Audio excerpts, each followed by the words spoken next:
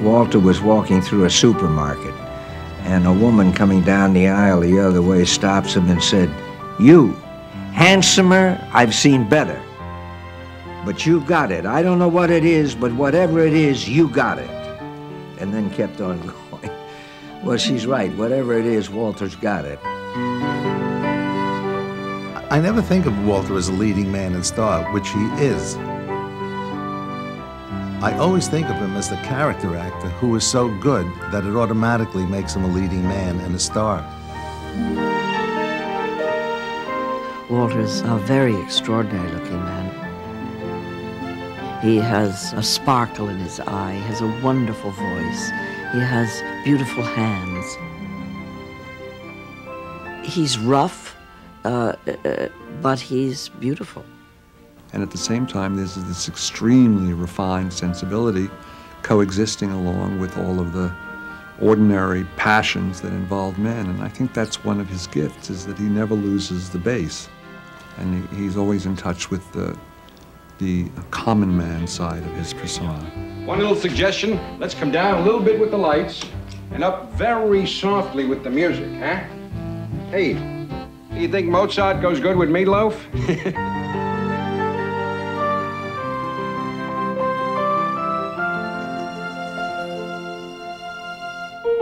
One of the things about Walter that always impressed me was his constancy. Walter essentially remained the same dedicated growler who used humor to fend off the world and also to make points about our life and our lifestyle. He, to me, over the years, has always been the same Walter, and I think that's one of the things I still admire about the man. I never knew that Walter was shy as a young man, a young boy. I never knew that he had a mother who didn't approve of him, although knowing Walter, I could guess that. I was born October the 1st, 1920,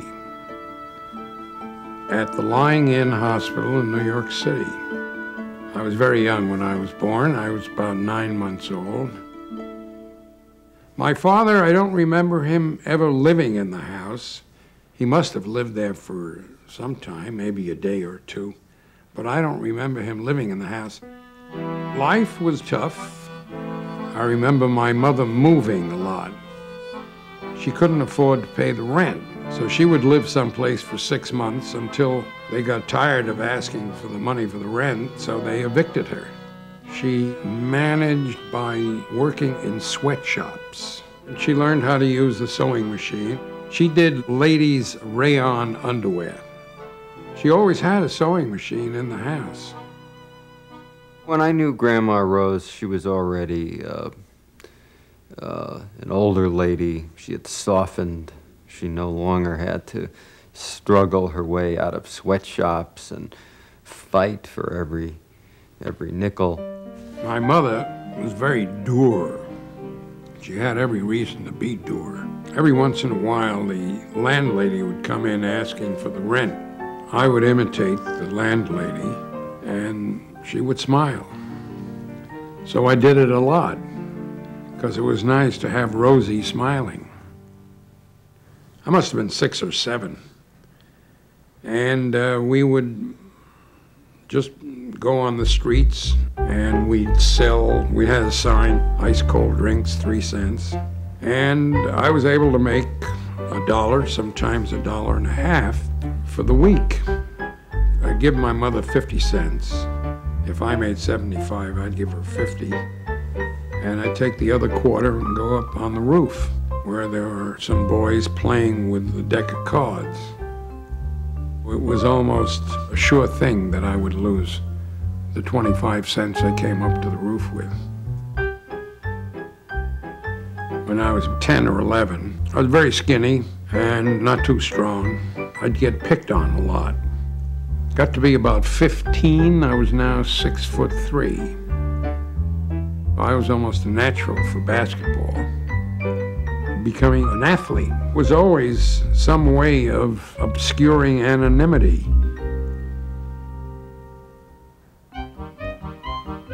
Somewhere in the area of 1935, friend of mine got me a job selling cherry drinks in a Yiddish language theater on 2nd Avenue and 2nd Street in New York City.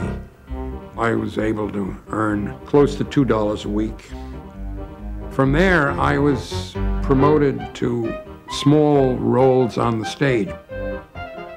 In one play, I had an actual line, one line. That was good money because that paid 50 cents a performance. Sitting in the theater waiting for the intermission where I'd get a chance to sell my cherry drinks or my 3-flavored ice cream bricks, I would be transported to a realm beyond which there was nothing but great drama and beauty and interest. I was always an introvert. When you are a sensitive entity in a very harsh milieu, you want to do anything to get out. So that's what I did. I developed powers of imagination because I couldn't stand the harsh reality and the cold water flat, and my mother constantly being unhappy. So you had to transport yourself to another realm. We were on welfare for about 3 years, and as soon as I graduated from high school, I got a job in the Civilian Conservation Corps so that we could get off welfare. That was $1 a day, $23 a month went home. I was an axe man. I chopped down trees, piled up the logs, fought fires. I couldn't understand why they would have the audacity to interrupt a championship football game to tell us about Pearl Harbor. Well, later on I found out why.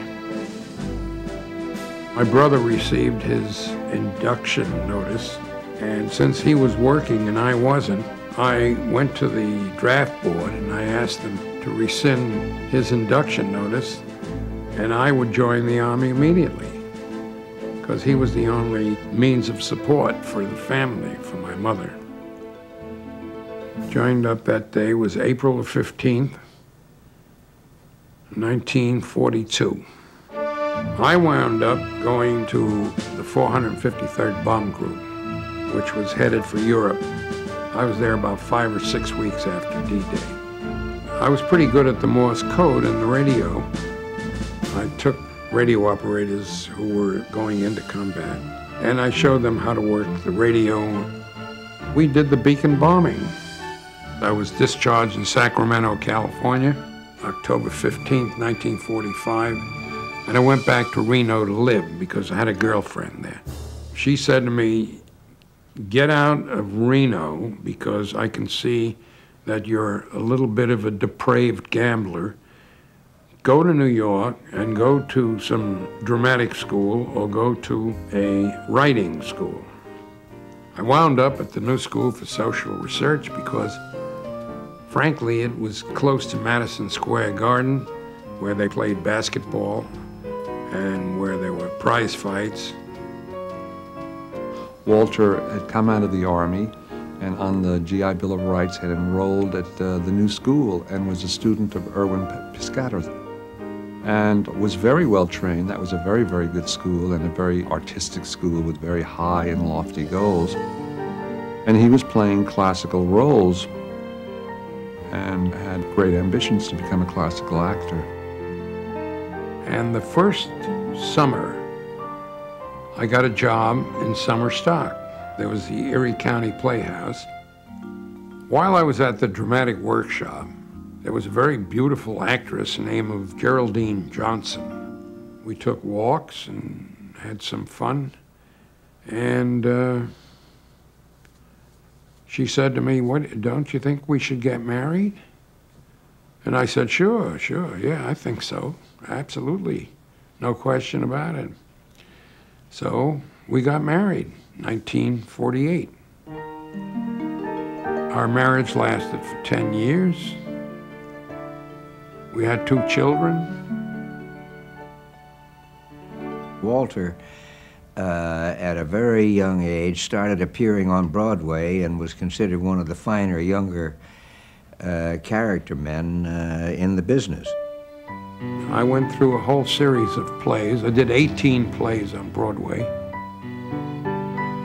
And mostly they were flops, which was good for me because then I was able to go to the next play and learn more, do different characters, different parts.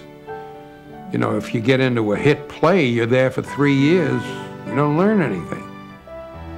It never occurred to me that people would pay me to act.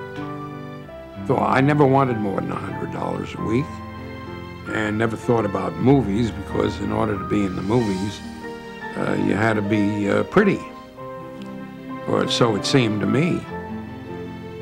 The first time I ever saw Walter Matthau was on the stage. He was in a play directed by George Abbott, and he was a leading man playing a romantic role, and he was terrific. Seeing as how Broadway plays usually ran a week to 3 weeks, you had to supplement your income doing something. So you were either a sporting goods salesman at Macy's, or you started getting work in the television field. I was working practically every week in television. Philco, Goodyear, Playhouse, Studio One. I must have done over 100 television shows. They were live shows. I'm gonna cut down the feed. You're gonna feel dizzy, sing up. Okay, Jacobs. God in heaven. You have to give him anything to knock him out. I don't know. Most of the dock supplies were forward. He hasn't much left, I guess. Yeah, he's doing the best he can, I suppose.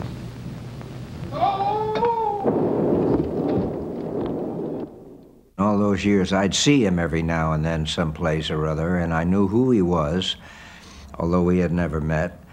But we never got a chance to work together, and I would see his work now and then, and I'd say, boy, that guy is good. No, I don't mean move. I mean we just take a little time. No, Jenny, darling, baby, you were right. You always are. We could live like human beings. Tom. Close to nature, close to God, Honey. if you will, where every prospect pleases and only man is vile. We could see the trees and live with the earth and watch a bud unfold out there where each of us is closer to himself, Sweetie. and every star is near to every blossom, and the druggists are nice to you.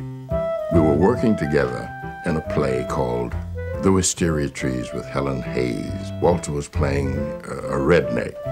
His flavor came across as a sort of a Yiddish redneck, and I thought it was extremely funny because I'm from the South myself. But Walter Matthau impressed me from the very beginning as somebody of substance. We who laugh tend to take ourselves seriously because we have a great responsibility to the world. We laughers have to laugh at power and do it in such a way that we don't get our heads chopped off. In Will's success, Boyle Rock Hunter, Jane Mansfield was the leading lady, and her understudy was a girl named Carol Grace. And I remember the first scene. I come in, she's having a massage, and I pat her on the butt, and I say, "Rita, baby, how's it going?" The next day, Jane Mansfield shows up. And we're rehearsing the same scene, and I said, "Rita, ooh, ooh. Rita, baby, how's it going?" And later I said to the director, George Axelrod, he was also the writer, I said, "Listen, why don't you let that other girl play that part? Because I think I'm going to break my fingers on Jane Mansfield's butt, because she has a very hard butt." He said, "Well, the other girl is a good actress, but Jane Mansfield is the one who's going to bring the people into the theater." I think the reason I married Carol was because she was just as crazy as I was. My mother, when she was once interviewed, was asked, "Did you know that your son was going to become an actor?" She said, "Oh yes, he was always very nervous." So it was with Carol. I wanted to do that. First time I saw you in the library, you knew it. I knew it. I couldn't understand why you didn't. Because we were in the library. There's only one rule in the library. What's that? No talking. What's the rule on the beach? No talking.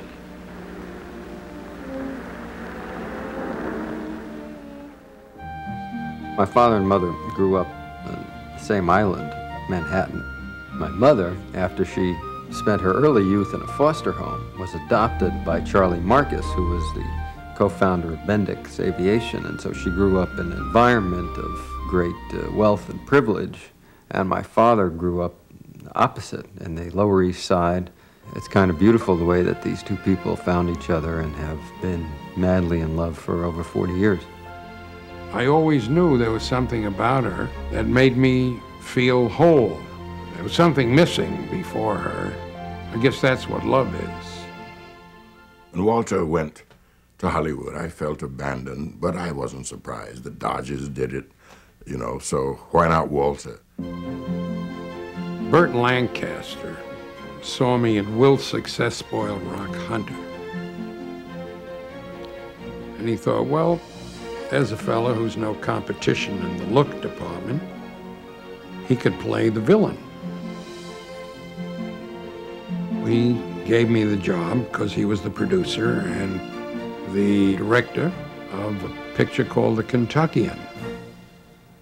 The dynamic star of From Here to Eternity, Apache and Veracruz, Burt Lancaster.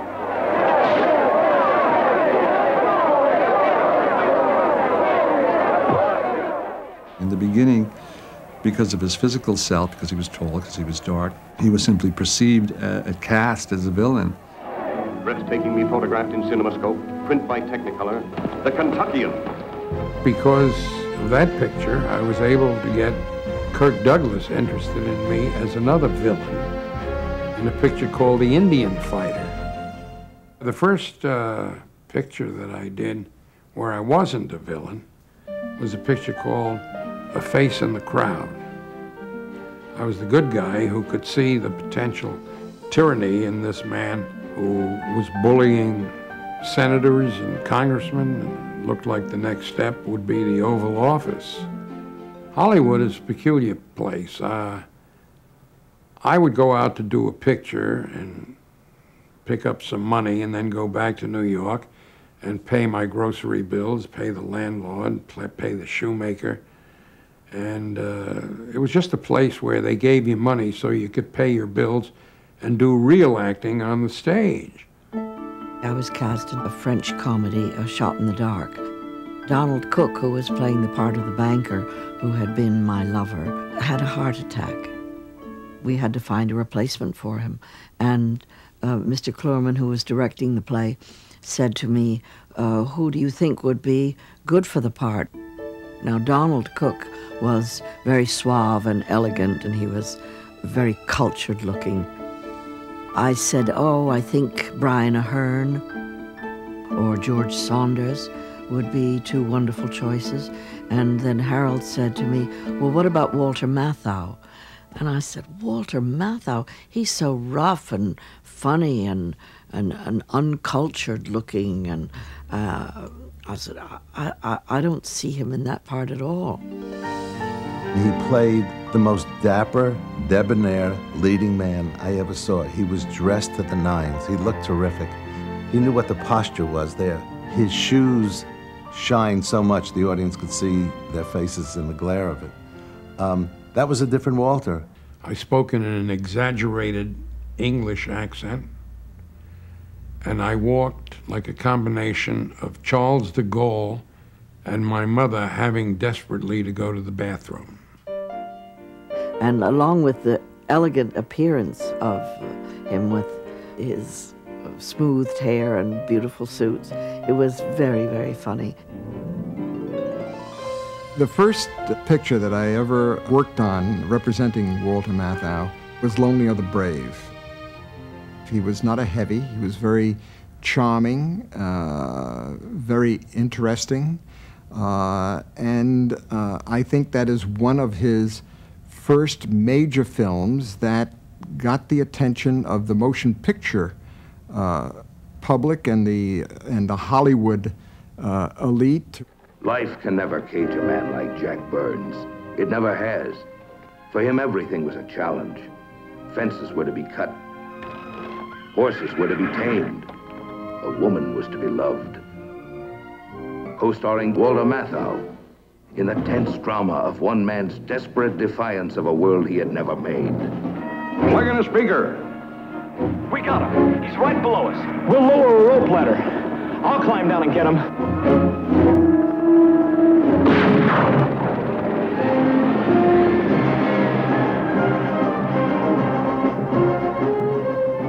In Lonely of the Brave, Kirk and I don't have any scenes together.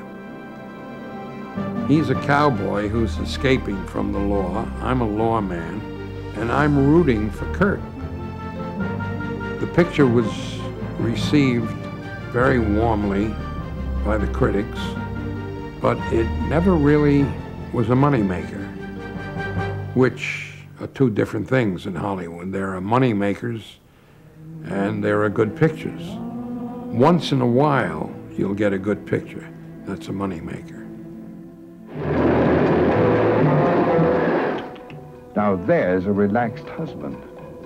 Police probably think I killed him. Instant divorce, you mean? From then on, her life was one round of enjoyment. You're Charles Voss's wife. Now that he's dead, you're their only lead.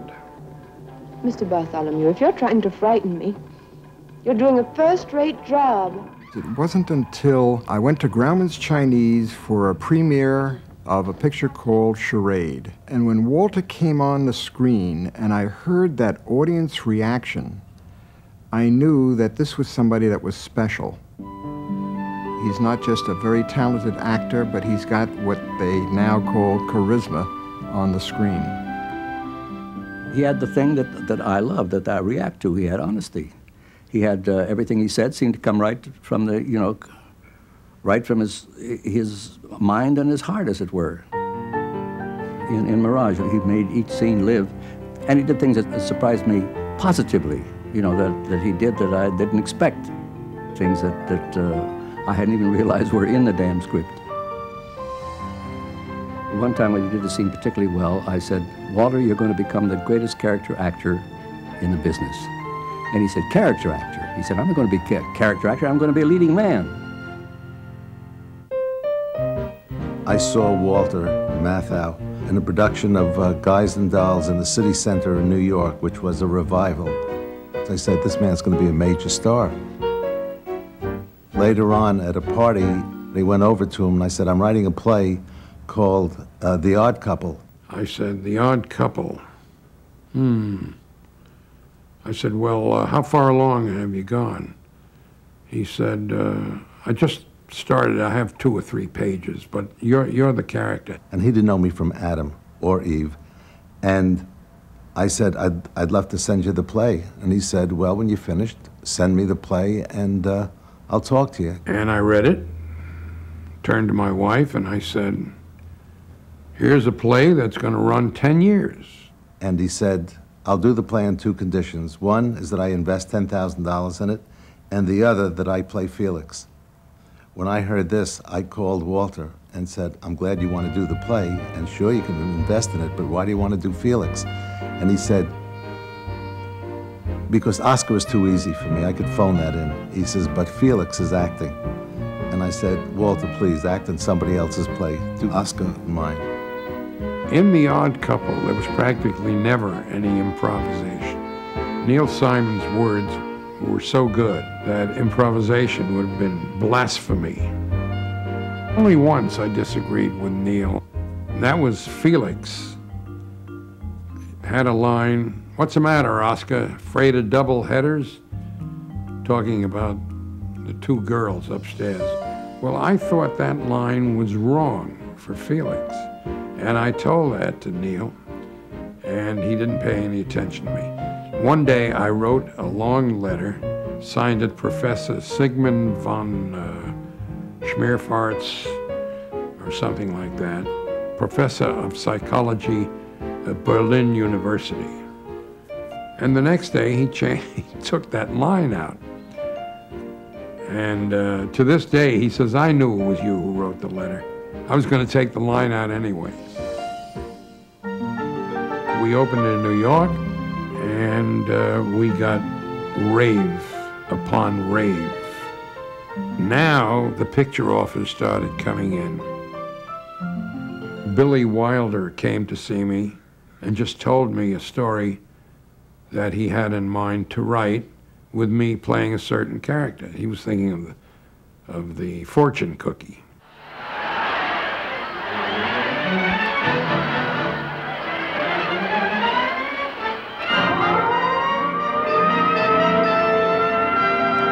I represent Harry Hinkle, the cameraman who was hurt at the game today.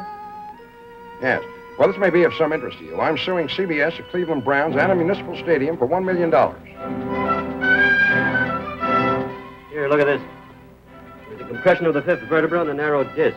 Are you sure? Why do you think I'm wearing this outfit? Because I'm a barber? Walter said to me early on, he says, how come you took this part? I said, Lemmon, you know, you don't have the best part in this picture. I have it. And he said, well, it's about time, Slick. He said, it's about time somebody saw you in a good part. If anybody had told me Harry would get involved in a thing like this. Well, if you could keep him in line, I'd appreciate it very much. How much? Worry not, there'll be enough for everybody. I'll do what I can. That's a good kid. Hey, put on a little weight, haven't you? I'd say about 7 pounds. How many me do you see? One cheap, chiseling, shyster lawyer who, of all people, had to marry my sister. Nice talk. I'm handing you $250,000 on a silver platter. Matthau, who had now made, I don't know, a dozen pictures, he became the ideal partner for Lemmon. They are just both like Laurel and Hardy. Matthau is a genius, and the two go so well together. So no matter what you write, if you have them play a page from a telephone book, they will make it screamingly funny. The film went along, was fine, we were almost through, when all of a sudden Walter had a heart attack, a major heart attack. The problem now was how long would it be before Walter could work again? And what are they going to do? Should they replace Walter and reshoot the whole damn thing? Billy said absolutely not under any conditions can we replace him. There isn't anybody that could play the part like that. We'll wait no matter how long it is.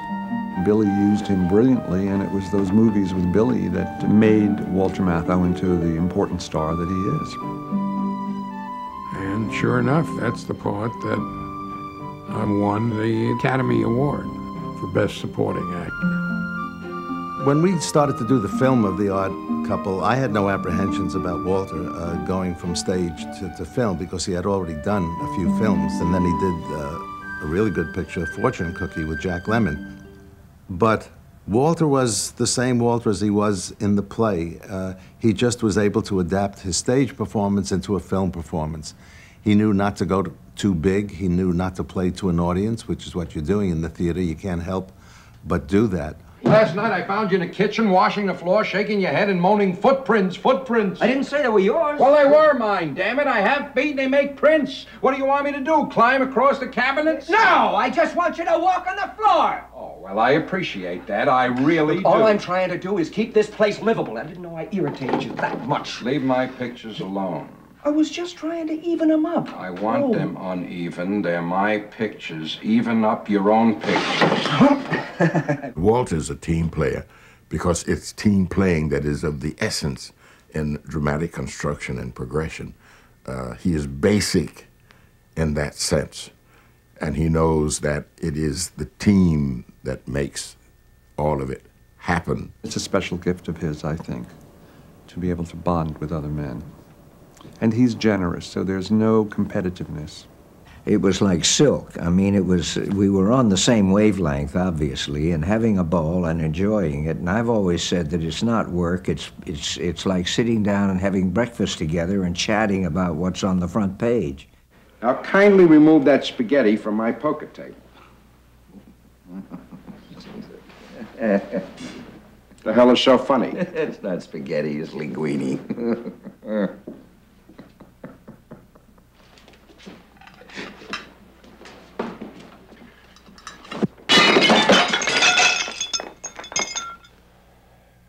Now it's garbage. I did not realize that it would become in any way a team. Since we've done 7 or 8 together, we are a team. I had no idea that that would happen, nor did Walter, I'm sure. And along came Odd Couple, and boom, there we were. Subsequently came Front Page and Buddy Buddy. The chemistry that happens with Walter and me is something that I really don't know how to explain. We are not very much alike in many, many ways, certainly in our backgrounds. And yet, the minute we met each other, there was a strong connection, and it's remained that way. I think it's indestructible. He was so easy to talk to. You could make jokes about him. You could knock what he was eating. He was easy to talk to. He still is. He was fun. When Walter Matthau did The Odd Couple, he worked with Gene Saks. Gene Saks happened to be a client of mine. And his next picture was Cactus Flower. He was telling me that the actor that they wanted for the picture was Cary Grant. And it's not going to work out. Who am I going to get?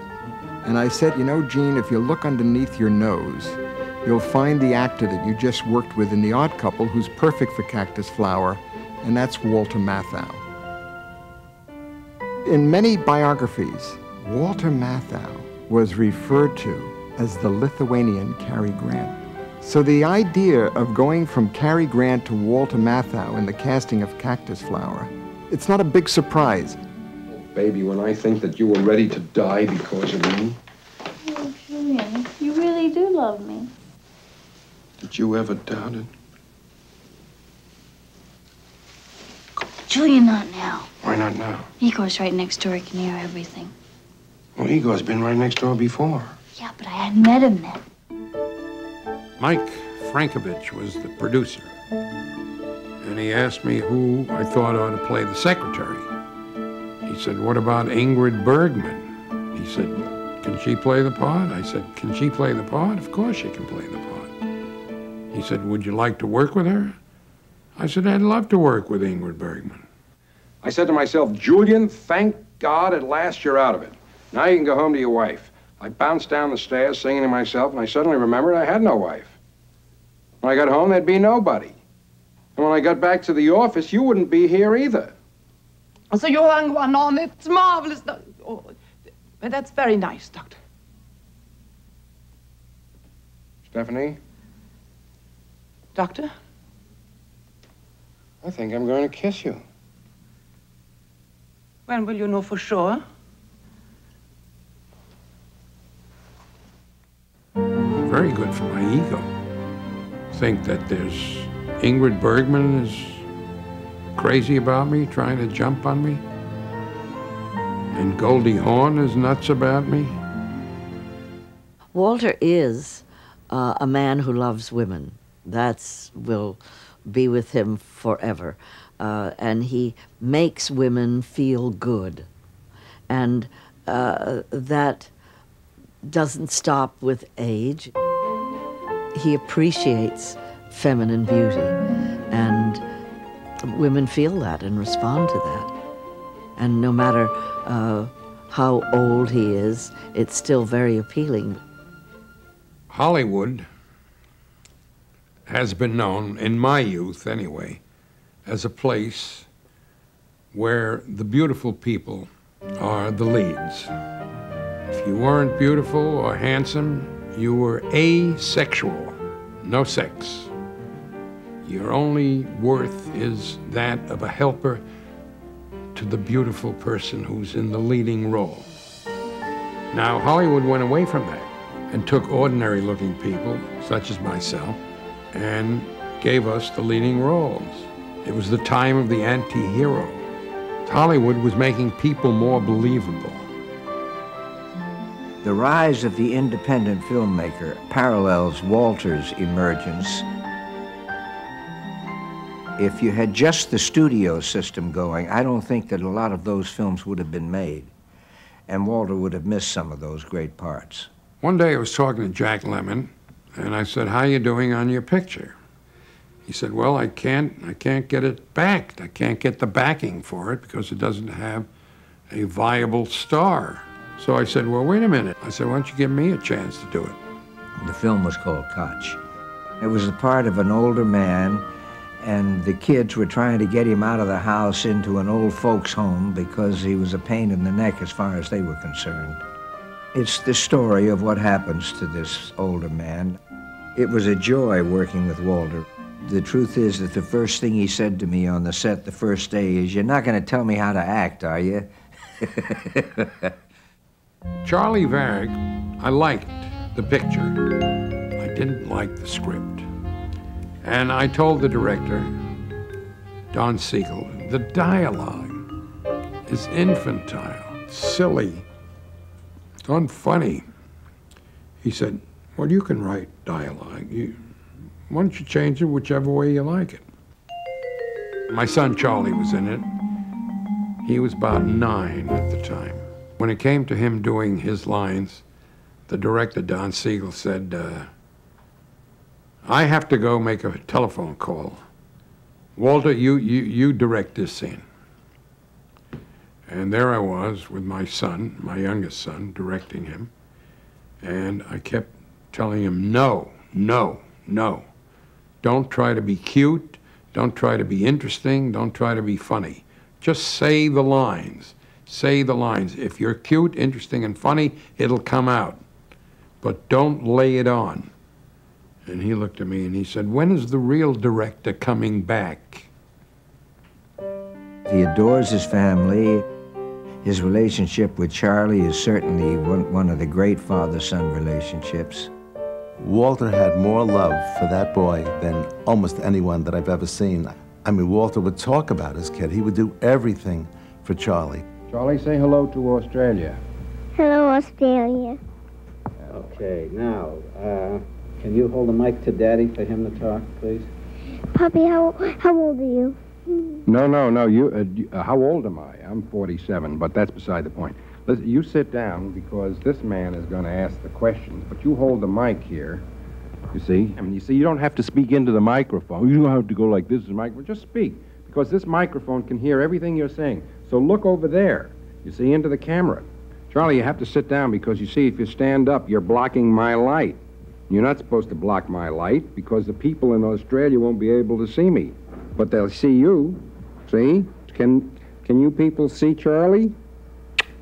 I was asked to do Sunshine Boys by Herbert Ross, and I said I didn't really like the play. I said it was too depressing. But now when I read the movie script, I thought that too was depressing. And I asked Herbert Ross who he had to play the other role. He said he had Jack Benny. I said, "Jack Benny? Let me read that again." And when Jack became ill, it was Jack who suggested seeing his old friend George Burns, who was in semi-retirement.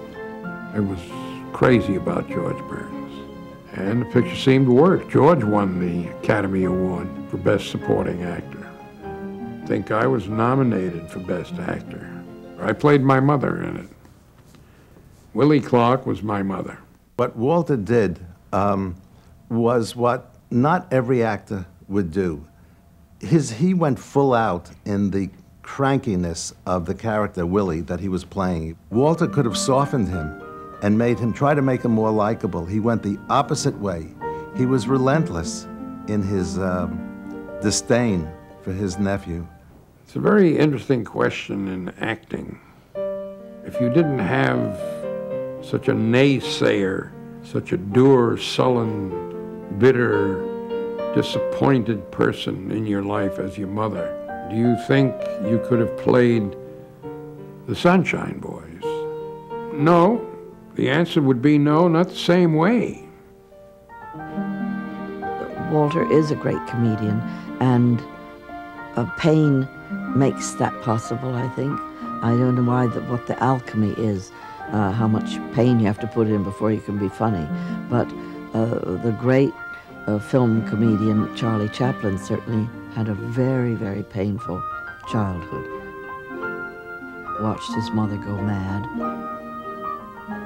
W.C. Fields, you couldn't find more difficult lives those people had. And with Walter, the same thing. The pain, you say, you've got to get away from it, so you've got to laugh. The funniest I ever saw Walter as a romantic figure was in California Suite, in which he was happily married to Elaine May. Walter was given a secret present by his brother that when Walter came into his hotel room at the Beverly Hills Hotel, he found this girl in his bed. And his wife was coming on a later plane. Walter's surprise, his joy, his eagerness, his excitement, his fear, everything came out.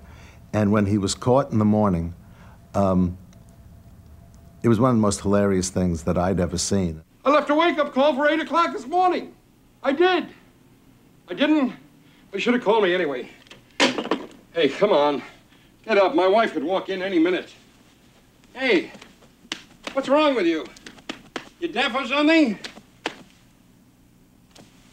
You all right? What did you do? You drank an entire bottle of tequila with my wife coming in? Are you crazy? I think what Walter was able to do with the role was play that terrible decision in his mind about being unfaithful to his wife for just this one time, and he played his age. I can't wait anymore. Open the door. I'll open the door. Here comes the door. Marvin. The opening of the door is coming.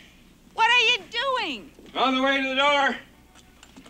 The door is open. Don't you know how to work a door? He brought great humanity to the role and credibility, because it is a farce.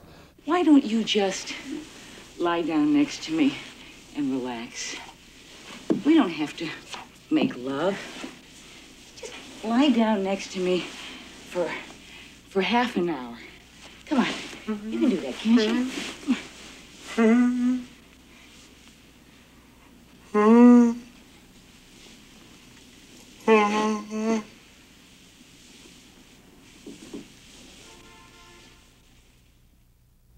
Walter Matthau is a pure actor. He's never changed from the actor that he was when he was in the theater. He did not do the Hollywood thing of socializing purely to be seen or to perhaps make contacts. He's not caught up in the business. He's really never had a publicist. He doesn't worry about the box office of his pictures, and he doesn't worry about whose motorhome is bigger. Well, there is this other side to Walter. There is the man who is a connoisseur of music, certainly, a major fan of Mozart. On the other hand, you have the man who gambles and goes out to the racetrack or can bet on anything. I was not at all surprised, you know, that he might put an extra buck on the ponies. You know, that's life, and that the stresses of Hollywood can help you to do some strange things. I met them first at a party in New York, and Carol was hectoring him about his gambling obsession. And she said, "Did you gamble today?" And he said, "Yes." And she said, "I'm never going to speak to you again." And he said, "But look what I won." And he held up a $100 bill, and she said, "I don't want to see it." And he said, "Okay," and lit a match to it and burned it. And she thought that was funny. I used to be a very heavy gambler. I still gamble occasionally. It's a way of getting away from the mundane things of life. It reduces your consciousness to a tiny dot and takes you away from that loose end feeling, the feeling of non-completion. The gambler, if he wins, thinks that's an omen, a sign, and he feels omnipotent until reality sets in and the vigorish starts to grind you down. It wasn't until Dennis the Menace that we started to see Walter playing the 60 or 70-year-old man that has led to his recent spate of pictures, IQ, Grumpy Old Men, Grumpier Old Men. Walter, in his objectivity of picking films to do, has made the older character, the actor that's supposed to be in his 60s or 70s, a vibrant person. To go from Koch to the grumpy old men was really the enormous leap. Hollywood suddenly woke up and realized, gee, I guess you can have a love life after you're 50 years old. When Walter originally, for example, played the role of an old man in a movie called Koch, he was viewed as the role and the writing viewed the character as a pathetic victim that had to be disposed of somehow. All of the later work, he's an active and vital man. It was not only Walter's fantasy come true to have a romance with Sophia Loren. Things are moving so fast. What's wrong with fast? I like fast. I didn't plan on meeting somebody like you when I came to Wabasha. Oh, but you're happy, huh? Yes, but that is what worries me. What do you mean? I don't know what I'm talking about. It's beautiful. Thank you. Thank you, Matt.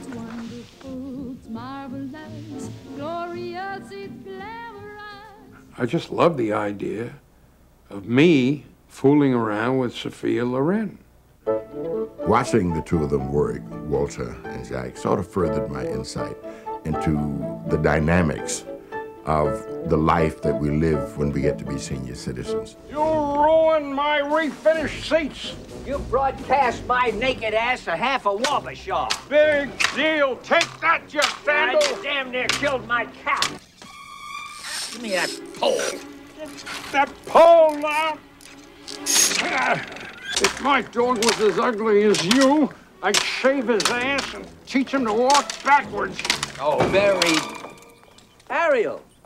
Max, for God's sake, time out. Where are you going? Home. She left me. Are you surprised?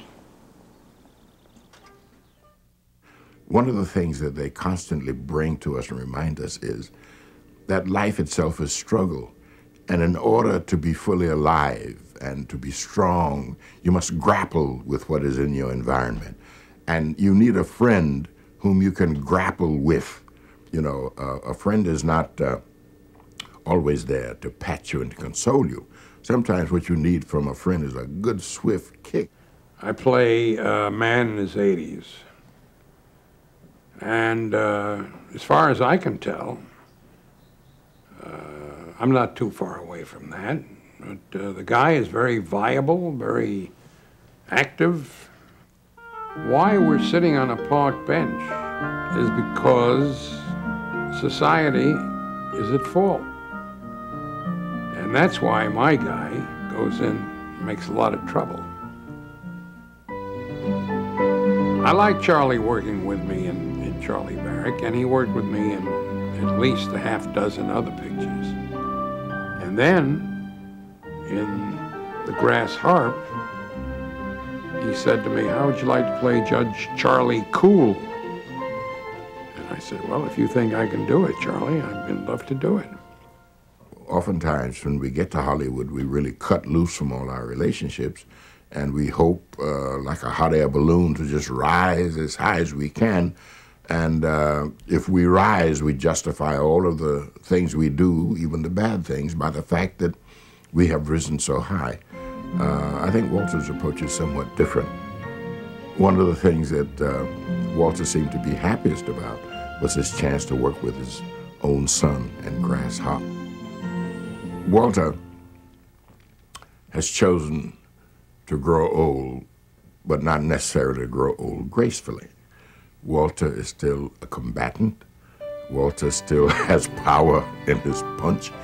The joy of being alive, which is so important to the human spirit, is appreciated by Walter Matthau. Looking back on my 50 years in the business, it's very difficult to do because I don't really like to look back. I enjoy where I've come from, which is the ash can, and I like to be part of the world, of the country I live in, of the city, the town. And I like what I see. And I think in a few thousand years we'll be all right.